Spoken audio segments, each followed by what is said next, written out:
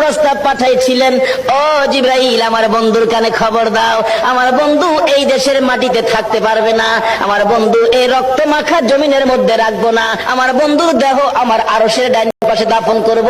জিবরাইল খবর নিয়ে ডাকতেছেন, হুজুর আল্লাহর সালাম গ্রহণ করুন। আমি জিবরাইলের সালাম গ্রহণ করুন। আল্লাহর নবী গো, আপনার দেহ মুবারক আল্লাহর আরশের ডান পাশে দাফন হবে, আপনি খুশির সহিত কবুল করুন। আমার নবী কোনো কথা কয় না, দুইটা চোখের পানি ঝরঝর করে ছাড়তেছে।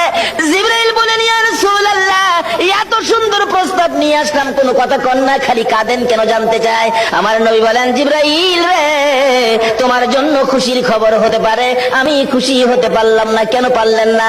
রে জিবরাইল, আমার দাফন আল্লাহর আরশের ডান পাশে হবে, আমি জানতে চাই আমার গুনাহগার উম্মতের দাফন কই হবে রে? জিবরাইল বলেন, আপনার উম্মতের দাফন এই জমিনের মধ্যে হবে। আমার নবীর কান্না আরো বেড়ে গেছে। জিবরাইল, না না, সইতে পারি না, আমি আরশে থাকবো আর আমার উম্মতেরা এই জমিনে থাকবে, আমার মন মানে না, প্রস্তাব আমি রাখবো না, আমার পক্ষ থেকে একটা প্রস্তাব আমার প্রভুর দরবারে তুলে ধরো। জিবরাইল রে, আমার গুনাহগার এতিম উম্মতেরা যেই জমিনে থাকবে, আমি নবী আরশে যাব না রে, আমি আমার গুনাহগার উম্মতের পাশে সেই জমিনের মধ্যে শুয়ে থাকবো। আরে দয়ালো নবী, প্রেমের ছবি আর আসবে না জগতে, আমার দয়ালো নবী, প্রেমের ছবি আর আসবে না।